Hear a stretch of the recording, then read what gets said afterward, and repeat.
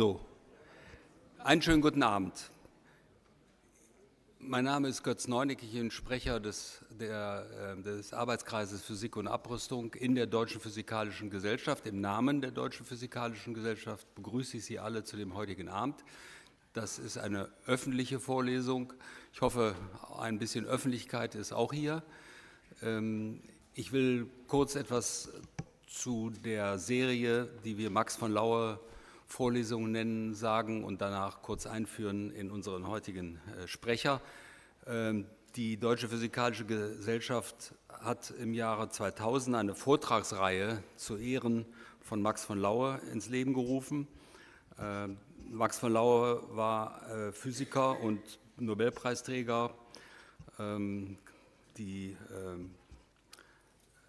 Scattering, also die Streuung von Kristallen mit Röntgenstrahlen, ist eine große Leistung. Die heutige Rednerin hat auch auf diesem Gebiet einige Erfahrung, was ich gerade mit Freude gehört habe. Max von Laue war von 1931 bis 1933 Präsident der Deutschen Physikalischen Gesellschaft und setzte sich in diesen schwierigen Zeiten zwischen 1933 und 1945 in außergewöhnlicher Weise für seine Kollegen ein und für die Menschenrechte in Nazi-Deutschland. Ein sehr aufrechter und klar denkender Wissenschaftler, jemand, der auch eine Freundschaft mit Albert Einstein hatte. Wir gehen also ein bisschen zurück in die Geschichte, vielleicht auch bei dem Vortrag, wenn wir über Pugwash reden. Die Max-von-Laue-Vorträge finden immer im Rahmen der Jahrestagung der DPG statt und werden von Wissenschaftlerinnen und Wissenschaftlern gehalten, die sich durch starkes politisches und soziales Engagement auszeichnen. Das ist die Idee, also Physik und Gesellschaft. I'm switching to English. I wholeheartedly welcome Karen Hallberg, professor at the Balseiro Institute and principal researcher at the Bariloche Atomic Center, the National Atomic Energy Agency and the National Research Council of Argentina. So thank you, Karen, that you came here. This is a long trip for you. You worked partially also in Dresden, and you have good ties and contacts to Germany. So Karen understands also German, but would speak in English. The subject is to be seen here. It's about the Pugwash Conferences on Science and World Affairs, and one thing is for sure, you will understand where Pugwash is, because no one understands the name. Most of the people don't even know where Pugwash is, and I'm sure that Karen will tell us about these very historical conferences which played a big difference at the end of the Cold War, got the Peace Nobel Prize in 1995, and in these troubled times we have now, I think Pugwash and Track 2 diplomacy is more urgent than ever, but all other things I'm happy to leave to Karen Hallberg. Give her, please, a warm welcome.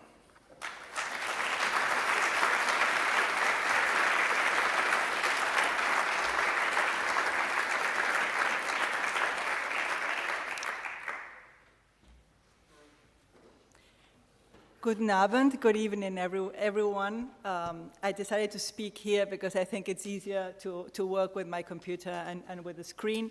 But thank you very much, Professor Neunig, dear Götz. It's a great honor for me to be here. I'm a physicist from Argentina. I'm working together with Götz Neunig and other colleagues in the Pugwash Conferences for Science and World Affairs. As I completely agree with your words in the sense that we really need to work together also with other institutions, with physicists, with scientists in these difficult moments, mainly that have to do with nuclear weapons, but also with other applications of science, and we really have to reflect on our responsibility as scientists. So I will take you through a quick history, mainly focusing on atomic bombs, because what I realized is that talking to many young people, they are not aware of the danger and of the enormous risk atomic bombs pose for humanity. So this is why I'm very happy that this Max-von-Laue lecture is dedicated to this topic, Again, it's a great honor being here. Coming back to Germany is a little bit like coming back home, because I did my postdoc at Max Planck's in Stuttgart and in Dresden in the early 90s. So it was just after the reunification of Germany, and we had a great time with our friends, and I really learned a lot from my German physics colleagues. So I want to say it's also an honor for me to give the Max-von-Laue-Lecture. Max-von-Laue, of course, I knew him because I teach solid-state physics, and so he won the Nobel Prize in 1914 for X-ray diffraction in crystals, and so he not only, with this experimental method, opened a new window to observe the hidden order of nature with observing crystals by X-ray diffraction, but he was also, as Professor Neuneck said, very active in human rights, very active in restoring and building the scientific system and the scientific community in Germany. So this is my tribute to him as well, and again, it's an enormous honor to be here. I would like to start by explaining this experiment. This experiment, this is a painting of the first sustained and controlled nuclear fission reaction in Chicago. So the date is there. So this was done under the scientific leadership of Enrico Fermi on December the 2nd, 1942. This was in the middle of the city of Chicago, in what is called the Stag Field. So it was a squash field, a squash room, and they built, when they decided after the discovery of nuclear fission by Lise Meitner, Otto Hahn, Frisch, Strassmann, a couple of years before this, Enrico Fermi had the conviction that he could control nuclear fission in the way I will briefly tell you now. So what they did is during 15 days, so you have to see that in a very short time, with the conviction they had, the funding, and the amount of young people constructing this, because they brought 45 tons of natural uranium, 400 tons, 45,000 bricks of pure graphite as moderator, and cadmium control rods. So what they did here, and you can see here in the picture, is that you have that dome, the Fermi pile, and I got to know only recently that pile does not mean battery, or pila in Spanish, but a pile is a heap. So this is a Fermi heap, the pile of fission material. And this experiment was done in the middle of the city, and I think Fermi was very confident that he could really control it, because what they did was they started, if you look at the experiment, this is the neutron intensity of the experiment as a function of time, and the time is a couple of hours in total. So what they did is they started taking out the control rods, putting them up, and you could see that nothing happened. And then, so there was no counting. When the control rods were removed, there was a slight increase in the neutron count, and then it leveled off. And leveling off meant that there was a local fission reaction, but it was not self-sustained. So they had to remove other control rods, and then they have a second leveling off here, and a third one, and then they change the scale. So it goes down because they change in scale. Then they went to lunch. They went to lunch for 2 hours, and when they came back, they said, now we will achieve the sustained reaction. And then here's where, after a couple of attempts, they saw this exponential increase in the neutron count, and this is where Fermi said, by calculating with his sliding ruler calculator, because he was calculating the exponent, it had to be exponential, and the exponent, of course, had to be larger than 1 in the count of neutrons. He said, we have achieved it. We have achieved control and self-sustained nuclear nuclear fission. So Compton was in charge of the experiment. He did a long-distance call to Harvard, and he said, the Italian navigator has landed in the New World. And the other physicist in Harvard, Conan, said, and how are the natives? Very friendly. So this is how it all started. And so after this, we have now two completely opposed worlds. The world where we have peaceful applications of nuclear energy, because this came after these experiments. Of course, we have nuclear energy, which is clean energy for the environment. We have medical applications, applications in food, whatever. I mean, there's so many applications of nuclear energy for peaceful purposes. And we also have the applications for war, which is the atomic bomb. And this is what I saw when I went to an APS meeting a year and a half ago. This is the Henry Moore's sculpture, and I think it's really beautiful, and I just want you to look at it for a moment and to reflect. I mean, this sculpture was built, This sculpture was built in 1967 for the 25th anniversary of the first controlled nuclear reaction, and this is on the site where the nuclear reaction was performed. And it really reminds you of the two contradicting worlds. So this looks like an atomic mushroom, like an atomic bomb, but here they are like pillars, and these pillars are like building maybe a nuclear reactor or building a civilization. So it's like the encounter of the two worlds, and I think it's really interesting. Although I see more of a nuclear mushroom, an atomic mushroom, than on the peaceful purposes in this sculpture. So this is how it all started. Then after that, a couple of years later, the Manhattan Project continued, and we have the Manhattan Project produced the first nuclear bomb, and the first nuclear test was done. It was called Trinity Test, and it was done in New Mexico in the USA on July 16, 1945, and it had a yield of 25 kilotons. And kilotons, that means 25 million kilograms of TNT equivalent. So it's not complete, the image there. But it's, so nowadays, this is a moderate-sized atomic bomb, and this is the first atomic test. Then, of course, only a few days later, on the 6th of August, we have the US, during the Second World War, the USA launched two nuclear weapons on two cities in Japan. One was on Hiroshima on August 6, 1945. So this is really very few days later after the first Trinity test. This was a little boy. It was based on uranium-235.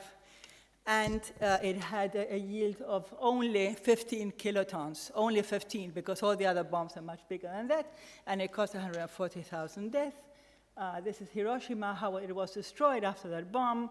The other one was 3 days later on Nagasaki. It's very interesting to see how the decision was made to launch these bombs over Nagasaki, and it was a little bit bigger. It was a plutonium-239 bomb, called Fat Man, with 21 kilotons, just a bit bigger, that caused 80,000 deaths, and this is Nagasaki after the bomb. There were other, now after that, the atomic era began. Other countries, few of them, luckily, we're going to that now, mainly the Soviet Union started having their own nuclear program. The Pandora box was open, and there were many 2,500 nuclear devices. 2,500 devices were tested until 1996, where the Comprehensive Test Ban Treaty was discussed. It's not yet in force, but until 1996, there were 2,500 tests. They produced nearly 700 megatons of energy. And the biggest the biggest of the U.S. was the U.S. Castle Bravo test in the Bikini Atoll, so very far from the U.S., in Marshall Islands on the 1st of March 1954, and it had a yield of 15 megatons. So this is 1,000 times bigger than the 15 kilotons of the bomb launched over Hiroshima. Then there were acute radiation symptoms of fishermen that were there, so there was a very unfortunate problem with some fishermen in the Lucky Dragon fishing boat. They were Japanese, and this is where humanity started realizing that these tests produce a lot of acute radiation, which is not, of course, not good for the health. And then came the Tsar bomba. This is the biggest atomic bomb ever detonated, and this was the Soviet one. It was detonated in the Soviet Arctic, and it was called the Tsar bomba or Big Ivan, and it had, in 1961, a yield of 58 megatons. So compared to the 15 megaton of the US one, this is about 4 times larger than the other bombs. So remember the numbers, this is 58 megatons, and this energy is a huge energy. It's 10 times the power of all bombs, civilian, non-nuclear bombs, detonated in World War II, including the Hiroshima and Nagasaki bombs. So with this energy, in this energy we have 10 times more than the energy released there. So this is a very brief sketch of the evolution of the number of atomic bombs we have in the world. So this is years. We start in 1945 and we end in 2023, 24. We have a big peak of 70,000 atomic bombs in the world, 70,000, around 1983, 84.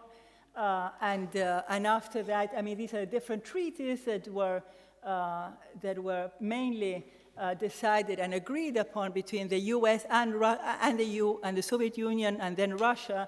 And now we have this number that is here, that I go back to that now. But the problem is that now this is slowly increasing. This is why we are so worried, because there is a change in the derivative of this curve. And we should really stop that, and because this is really something to be aware about. So this is a distribution of atomic warheads in each country. So United States has about 5,200. The UK 225, and it's increasing. France 290, Israel 90, Pakistan 170, same as India. Russia has 5,500.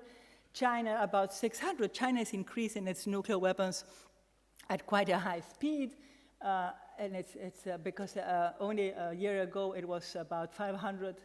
And North Korea has detonated about 50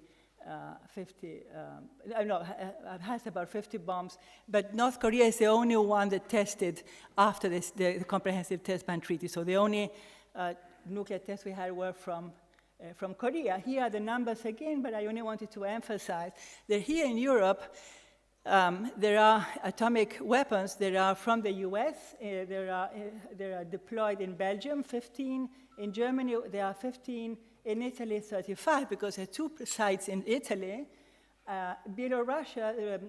Russia is claiming that there are some nuclear weapons in Belarus, but there's no proof for that. The Netherlands has 15, and Turkey has about 20 nuclear weapons. So I have to read from here, because if not, so this is. This is the situation. I just wanted to start showing you these impressive images you can see anywhere, I'm sure you know about. But I want to lead you to reflect on some important issues. For example, some important actions done by some physicists. In July 1945, so when right after the Trinity test, or around in those days, there was a famous Frank report, and the Frank report was written by James Frank, Eugene Rabinovich, Leo Szilard, and others, and they wrote a report alerting President Truman about 3 things: about the impossibility of keeping the discovery of the chain reaction secret, about the likeliness of beginning a nuclear war arms race, and they were right, and 3, that the nuclear weapons should not be used in warfare, and they should only be used as deterrent or to show power. This report was dismissed and was never presented to President Truman, and so the scientists, the physicists were very frustrated, and they created the Bulletin of the Atomic Scientists. It began with another name, and Oppenheimer was also involved in the Bulletin of Atomic Scientists, which is now a very prestigious journal, magazine with very interesting and articles about nuclear weapons in general, and the Bulletin is the one who sets the clock, the doomsday clock. We have never been so close to midnight, say the people of the Bulletin of Atomic Science last year, and we have never been so close. As another action of physicists was in 1944, in those days, when Joseph Rotblat, a Polish physicist who was working in the Manhattan Project, he resigned to the Manhattan Project. He was the only scientist to resign based on moral and ethical issues, because he said that when he realized, he knew, because he spoke to Leslie Groves, that the Manhattan Project already knew that Nazis were not able to build the atomic bomb, the Manhattan Project continued. It was not discontinued once they got to know that. So Joe Rotblat said, so there's no, it makes no sense to continue with this project. I don't want to continue. We should not have the atomic bomb. And so Joe Rotblat, I met him personally. He was very inspiring.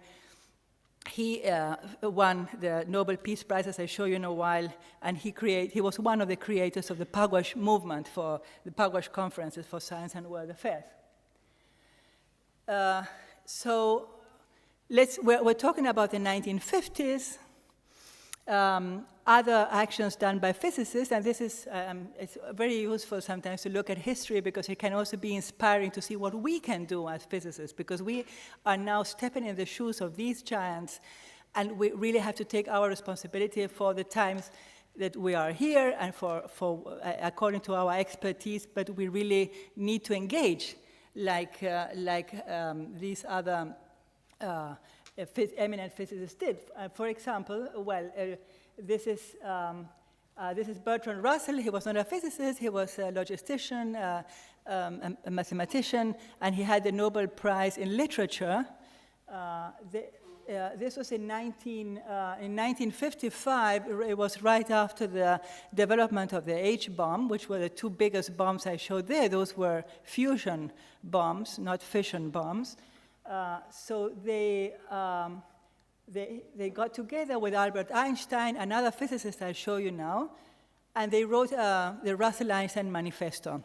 The Russell-Einstein Manifesto is a beautiful piece of literature, very deep, very worrying, and it's a call to scientists to unite to discuss these issues. It was proclaimed on the 9th of July, 1955. So this year, we will commemorate the 70th anniversary of this Russell-Einstein Manifestos. And it was proclaimed in London. And the main points of the Russell-Einstein Manifesto are, it draws attention to the enormous danger posed by the development of nuclear weapons capable of destroying humanity. It urges governments and people to avoid war, to resolve conflicts, and to seek peaceful ways to do so, because it said that we cannot have war, because now we have these weapons that can destroy humanity. We must think in a new way. We must think of alternative ways to resolve our issues. It calls for a conference of scientists to discuss the dangers of nuclear weapons and take action. And it was Albert Einstein's last public act, because Albert Einstein signed this Russell-Einstein Manifesto in 1955. He signed it, but he died in April 1955, so he didn't even see the launching, the proclamation of the Russell-Einstein Manifesto. But it was his last public act, and I think this is very, very symbolic. As a result of this document, of this manifesto, the first meeting of scientists was held in the little town of Pugwash in Nova Scotia in Canada in 1957. And this was the creation of the Pugwash Conferences for Science and World Affairs. This is how they started. I'm reading and I forgot to pass, sorry. So this is Bertrand Russell and Albert Einstein, and one of the main messages is we must learn to think in a new way to solving our problems. Now, this Russell-Einstein Manifesto was signed by these eminent scientists, all men in those days. Most of them were Nobel laureates in science, except for Bertrand Russell, who was in literature. So then we have Bertrand Russell, we have Albert Einstein, who had received the Nobel Prize in Physics in 1921. Joseph Rotblat got the Nobel Prize for Peace later because of this manifesto and the Pugwash Conferences. Cecil Powell in Physics 1950, Linus Pauling, Max Born, Frédéric Joliot-Curie, Leopold Infeld. He didn't get a Nobel Prize, but he was a close friend and collaborator of Einstein's. Percy Bridgman, Hermann Müller, and Hideki Yukawa. So they are the signatories of the famous Russell-Einstein Manifesto. And this is the city of Pugwash. I promised Götz Neuneck to show this first lodge where the first meeting was held, and this is a photo for the 50th anniversary of that. So the Pugwash Conference is the main idea, the mission is to foster the use of scientific rationale and scientific knowledge. Sorry, I'm looking here, I apologize. This is the Pugwash Lodge. So the mission of the Pugwash Conferences is to foster the use of scientific rationale and scientific knowledge to build trust and to discuss the threats to human security stemming from science and technology developments like nuclear weapons, other weapons of mass destruction, climate change, water scarcity, AI, pandemics, etc. It also promotes discussions and reflections on the beneficial applications of science, prevention of misuses, awareness and evaluation of non-intentional consequences of science and technology, ethical obligations of scientists. And the method is conferences, consultations, dialogue, but dialogue. So this is what we do in Pugwash, is we try to bring people together, we try to bridge different countries or groups or antagonists to try to discuss problems that are in the intersection of science and society, where scientists can bring not only their knowledge, but also the way of thinking. This is the main activity. So then, in 1995, the Pugwash Conferences were awarded the Nobel Peace Prize. I wasn't in Pugwash yet. I wasn't so young then either. But so they got the 1995 Nobel Peace Prize, and here we have Joe Rotblat and Francesco Calogero. Francesco Calogero, I knew him before because he is a mathematical physicist, and I studied his model, the Calogero-Sutherland model. He has so many mathematical physics models which are very good for spin systems, etc. So I got to know him from the physics side. He was the Secretary General of Pugwash when they got the Nobel Prize, and this is a photo in Oslo in 1995, and the Nobel Peace Prize was given to them for their efforts towards diminishing the role of nuclear weapons in international affairs, and in the long run in eliminating such weapons.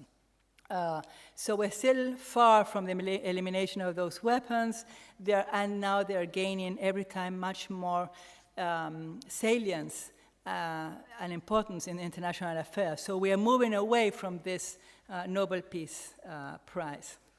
Now, the actions of Pugwash. Pugwash was and is involved in many. I just want to list some topics. I won't go into details, but for example, in nuclear disarmament issues and non-proliferation, there were many meetings putting people together, not only scientists, but policymakers, politicians, the military, and other organizations, to discuss, for example, important treaties like the Partial Test Ban Treaty, the PTBT. So it was to prohibit testing except for underground testing, the Non-Proliferation Treaty, NPT, these are many acronyms, but they're very important treaties that held, that at least gave some order, legal international order to the problem of nuclear weapons. The SALT, the START, the anti-ballistic missile, the conventional forces in Europe, the intermediate range nuclear forces, the comprehensive test ban treaty. So I'm reading there. It was also a very important, Pugwash, to bring people together to discuss the possibility of, some people came up with the idea of having nuclear weapon-free zones. This is a creativeness of politicians and of scientists working together. Let's have nuclear weapons-free zones. And there are 4 or 5 nuclear weapons-free zones in the world, mostly the southern hemisphere and a little bit in Kazakhstan and Mongolia. This was important also discussions in Pugwash. I remember the Tlatelolco Treaty because it's all Latin America as a whole region that is nuclear weapon free. Meetings on the chemical and biological weapons, discussions on science and society, ethics in science, climate change. Also peace, confidence building, and regional security in all these regions. Pugwash was involved in discussions during the Vietnam War. There are interesting books I'm adding at the end of this talk and reviews of what Pugwash and other colleagues did in these regions. So the Middle East, Iran, the Korean Peninsula, etc. And now we have a couple of working groups on emerging technologies, AI, quantum technologies. We have a working group on nuclear weapons. We have a group on chemical and biological weapons. And we're also discussing some topics on the Middle East, etc. So this is what we do in Pugwash. Now, Pugwash, I want to mention what is science diplomacy. I'm sure most of you, because it is a word that is already well-known. Science diplomacy, this concept did not exist until the 2000s approximately, and maybe it started to develop there. But Pugwash was, I think, one of the first or the first group of scientists that brought this concept without that name, but the activities, what science diplomats do. So I'm a scientist, a physicist, but I consider myself a science diplomat because I'm doing this. What is science diplomacy? Science diplomacy has 3 main, very interesting way of describing it. Is science in diplomacy, science for diplomacy, and diplomacy for science. Science in diplomacy, it is what scientists do to provide advice and to support foreign policy objectives. For example, technical aspects in verification, safeguards, dismantlement of nuclear weapons, effect of nuclear weapons. In the session at the DPG, we had very interesting discussions, for example, on all these, what scientists can do technically to help, to bring their expertise to design all these issues, for example. Now, science for diplomacy is scientific cooperation can improve the understanding and confidence building between people, between different nations. For example, the CERN. CERN is so many people from all different countries. The ICTP, the International Center for Theoretical Physics from Argentina, my first trip abroad was to Italy, and there I met scientists from the north of Africa, from Asia, from India. I met scientists from Europe, from the US, from Russia. And I love the atmosphere, the international atmosphere there. So this is science for diplomacy. The Sesame is also the synchrotron in Jordan, where people get together of many countries in the Middle East, also Israelis, Palestinians. The situation now, of course, is not easy, but you have all the Middle Eastern scientists getting together to work in that experiment. And last is diplomacy for science, which is diplomacy can facilitate the interaction between scientists in different parts of the world. So now, very briefly, I want to just mention what scientists, physicists in Argentina and Brazil did, because I think it's exemplary, and it's something that is mentioned in various fora on how the physical societies of Argentina and Brazil got together, and they were instrumental bring in a final agreement, which is called the ABAC, the Argentina-Brazil Agreement for Accountability and Control. So Argentina and Brazil, they have nuclear installations, nuclear power plants for peaceful uses, and they also have nuclear medicine, etc.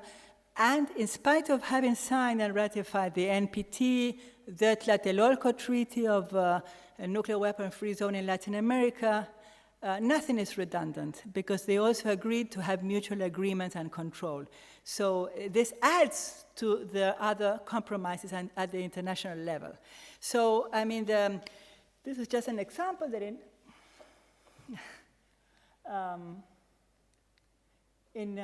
just an example that in 1983 and 88, the physical societies of Brazil and Argentina, they got together, and they got the APS Burton Award for peaceful, because they raised the issue of joint nuclear accounting and inspection agreements, what I was saying, between Argentina and Brazil.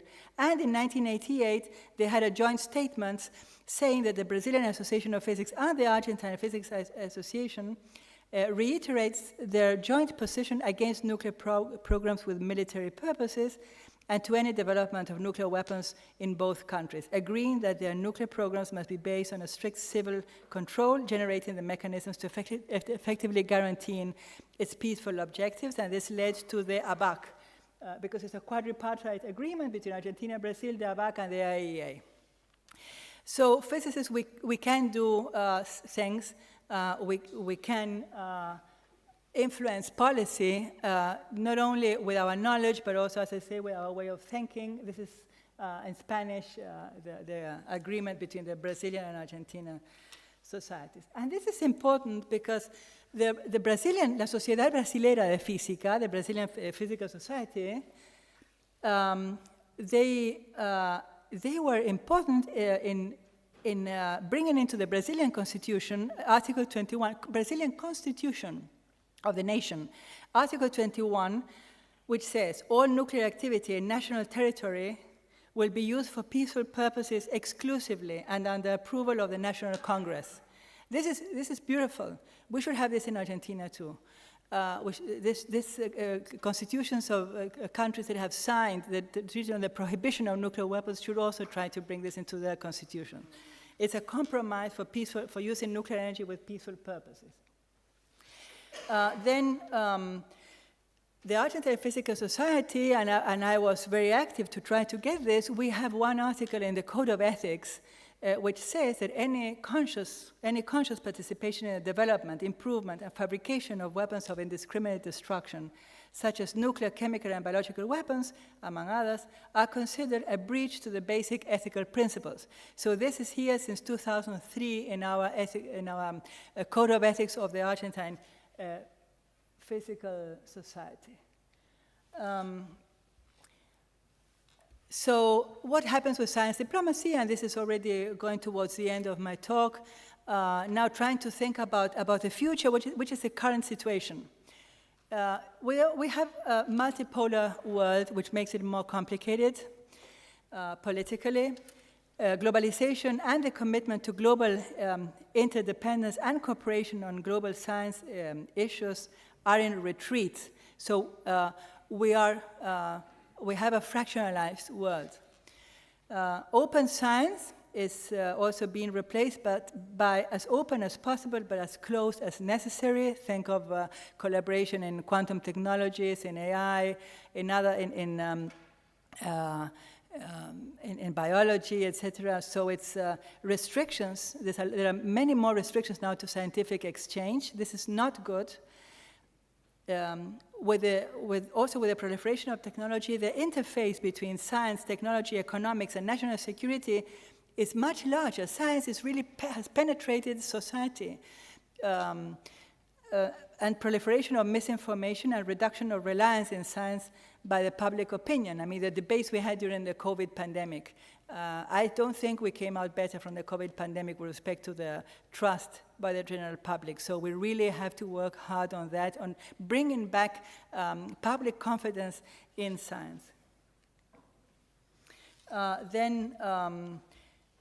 requirements, what do we need then to be effective? How can we push a better implementation of science diplomacy? We have global problems.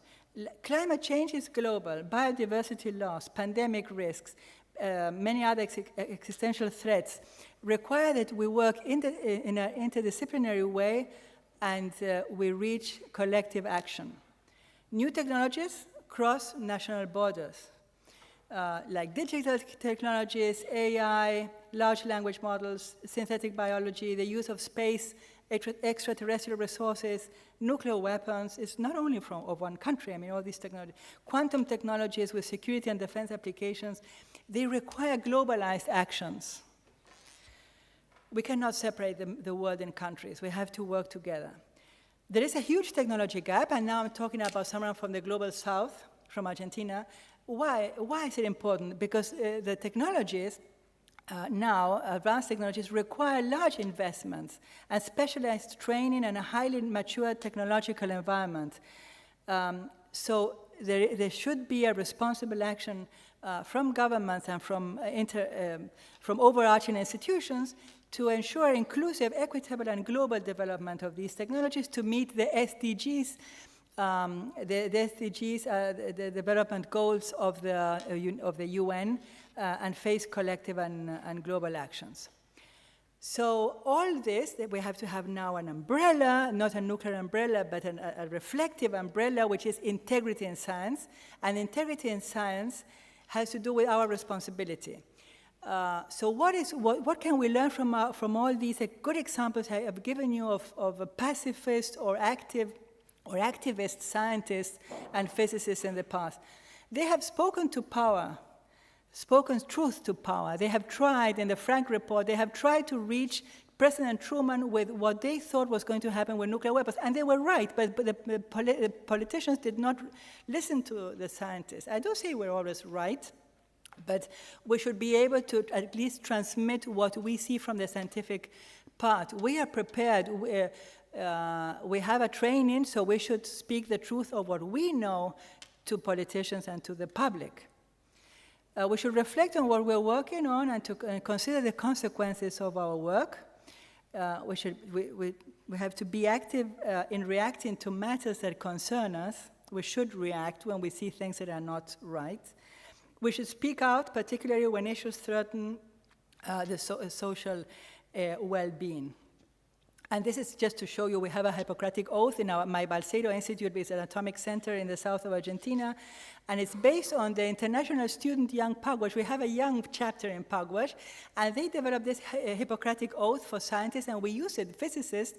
I didn't use it because I finished before it was implemented, because I implemented it when I was already a professional. And it reads, I swear to work for a better world in which science and technology are used in social responsible ways. I will not use my education for any purpose aimed at harming human beings or the environment, and before acting, I will consider the ethical implications of my work. I take this oath because I accept that individual responsibility is the first step on the path to peace. Isn't that beautiful? And this was elaborated by young physicists, some years ago. Again, I forgot to pass it. So, to finish,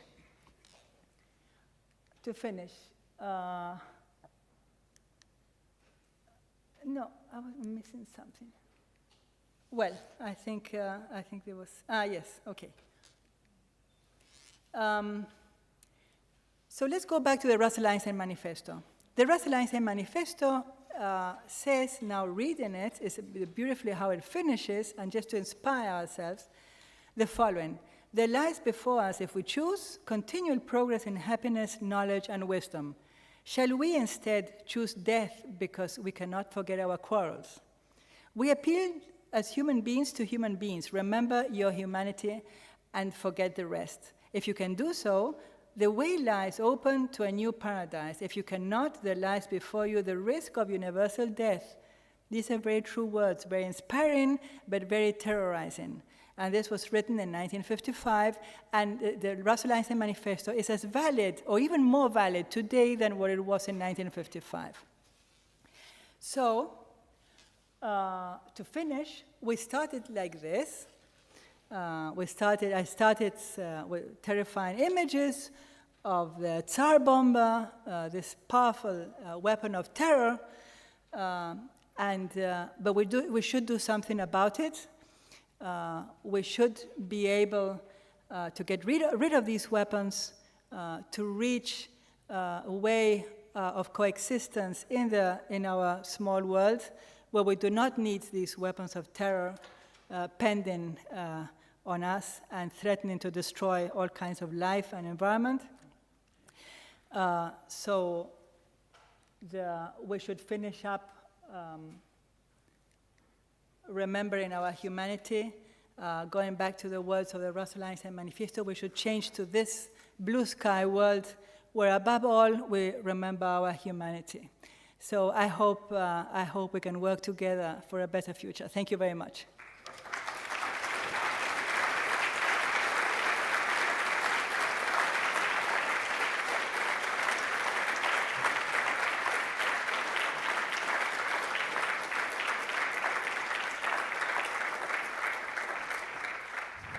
Thank you, Karen. Thank you, Karen, for your inspiring talk. I think it brought back real hard global existential problems, but also the hope and at least some methods and instruments how the doom can be overcome. Thank you very much for this. I think we still have maybe 10 minutes for questions to deepen some views, or to ask whether you wanted to come in contact with Pugwash or you missed some things. There's a microphone coming to you. Thanks. Thank you very much for the presentation. What would you say are actions that we can take as individuals, especially young scientists, to play a role in that? As individuals, well, there's a lot to do because all our history is done by individuals. Also, those people who are building the bombs are individuals who are doing something. But I think what I've tried to do during my life, speak out, speak to our colleagues, depending if you're a physicist or not. The problem now, for example, is that the situation, we do not have as much. We don't have 70,000 nuclear weapons. We have a total of 12,000 around, which is much less. Wow, how good. It's not a question of numbers, like Frank von Hippel said today. It's not a question of numbers. Because if the world can be destroyed 10 times or 2 times, who cares? And in the 1980s, here in Bonn, there were millions of people at the, here, what's the name of the? Hofgarten. At the Hofgarten, demonstrating, and also in New York, in other cities in Europe, in Japan, and we have lost that sense of reaction. Young people are really mobilizing for climate change, which I think is great, but we have to also add the threat of nuclear weapons. It's not an imaginative threat. So I think civilian mobilization is very important, and it should come back. This is very important because people are not realizing that we're really living through a moment which is much more dangerous than in those times, because we have more countries, 9 countries that have nuclear weapons. Before there were 5. I mean, now we have 9. The treaties are crumbling because the states are not abiding by the treaties, and they are getting away from the treaties. If you look at what's happening in the U.S., in Russia, etc. In addition to that, there is no public awareness. So I think this is an explosive mixture of lack of awareness, which we have to overcome. Okay, thanks. More questions here? I'll give you my microphone. It keeps me young. Yeah, thanks a lot for this great talk. I have 2 questions, actually. I found it very intriguing to learn more about South America. And so that there is these efforts to connect to the message of Pugwash and to connect to atomic protest, etc. I was just wondering, since you have this experience of military dictatorships, and all these quotes you showed us are from the period thereafter. So is this experience of a military dictatorship something which gives us a special impact to those physicists, scientists in South America to engage into, say, these kinds of discussions about how to do things like science diplomacy, etc. This is more the question about an area of this history I don't know at all. My other question is more, since it's an anniversary, 70 years of Russell-Einstein Manifesto. Don't you think that historians by now mostly agree that from the side of impact, that was the least successful form of protest? It was a very, say, basic statement in black and white, and you ended your talk with atomic bomb or nice nature and blue sky. That's a little bit, well, very simplistic. And from what I know, at least from the German atomic protest development, and the Göttingen 18, and the Mainau thing, and what Hans-Peter Dürr was doing, etc. So, and also connecting to Pugwash clearly. So, but these were, say, at least historians now tend to say, these were more effective forms to really engage science in this. So I wonder, what's the message of Einstein-Russell today? There is still something, I mean, the Russell-Einstein Manifesto, I think it was a good way of approaching, so an alternative way. What was much more effective in those days, and I agree with you, is the action of other individual scientists, but mainly the population. This is when governments realized that there was a fear in the population, that they did not want nuclear weapons. Now, but what I rescue from that is that I still believe that we need much more science in decision making, and this is one of the things. First, that really we have to stop thinking of resolving our issues by war. Of course, this is very idealistic, but it's something we really have to talk about. But the second is bringing science to decision-making, and this science diplomacy, I mean, in that sense, it was very relevant, the Pugwash movement, because it started with science diplomacy. And I see that the science and decision-making now is going in the wrong direction. We need much more of that. The International Parliamentarian Union had created a Science and Technology Office, but now if you look at different states, what is happening in the US, what is happening in Argentina or in other countries, they're moving away from science advice. And this is something we really have to bring back, and I see it as a danger. And this is, I don't know if I'm answering your question, but you asked me what to rescue from the Russell-Einstein Manifesto. And I think, and I'm worried about the lack of scientific advice. But not only scientific advice, also of scientific reasoning, not to be more rational, more logical, to be honest intellectually, to be able to talk in an open way, and to have also the big problem we have with misinformation and with the avalanche of information is how to create a critical thinking. And we must engage in critical thinking and educating our young people much more with critical. All that, I think, is a result of the spirit of the enlightenment of the Russell-Einstein Manifesto.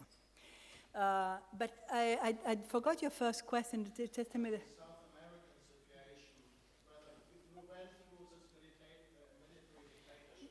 Yeah.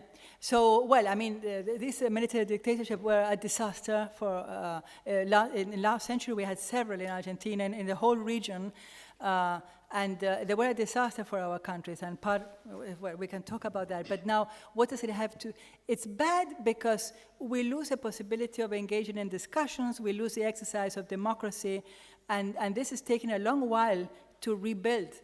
So what does it have to do with nuclear weapons? Well, it's debatable. Argentina and Brazil, they always wanted to develop the nuclear weapons program for peaceful purposes. There was some events, but luckily this does not prosper. But now we're over that. At least there is a firm commitment not to do it. But this commitment is not, we don't have to give it for granted, because in any moment, some extremist or extremist government can say, if there is a proliferation, which is likely, I mean, if we continue in this path of atomization or fractionalization, there will be new atomic testing, there will be proliferation of new states, and then I don't know what's going to happen. So that's why it's so important to have these discussions for people to know what it is about, and not to just say we want more power, we want more nuclear weapons. We need to reach the civil society and governments. I have a question, if I may. Hi. Okay. Thanks for your talk. So my question is not so much on nuclear weapons, but maybe on the general weaponization of technology. So as scientists, we often develop technology in a continuous way and not in a stepwise way, right? So these technologies might be helpful for the civilian, for civility, but also for military applications. So how do we, is there a qualitative description of what kind of technology development is okay to do, and what are maybe boundaries that we should try to keep? Yes, this is a very important question. You're mentioning the possibility of dual uses of scientific developments. So one thing is what we have in the Argentine Physical Society Code of Ethics. Any conscious participation we see as a breach in ethical principles. So, of course, if you're doing research if you're researching quantum spin chains, you never know what's going to happen with that, because you're studying basic science. However, it could have eventually an application, but you were not aware of that. If you were involved in developing nuclear weapons, of course, I mean, we wouldn't have nuclear weapons if we didn't have physicists and engineers working in that. But I see as an example Joe Rothbard, because Joe Rothbard said, I don't want to use my knowledge to build this weapon. So now I see the two different things. One is weapons of mass destruction, and then you have the whole set of military developments that has to do with security of nations, and one can have different ideas on how to, even for police forces, etc. I mean, but this is a whole other area of conventional forces. But nuclear weapons and weapons of mass destruction, of which nuclear weapons are the worst, because they're not even comparable to chemical and biological weapons, this is a different story, and we shouldn't have scientists working in that area, because they're designed to destroy civilian population indiscriminately. Thanks. Okay. More questions? I don't see any more hands up. In that case, I thank again Karen Hallberg for giving us insight.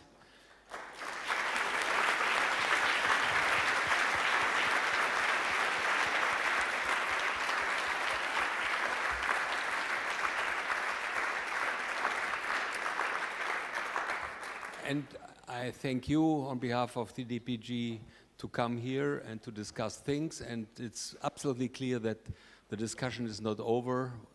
We got a glimpse about how deep-rooted the problems are, and I think only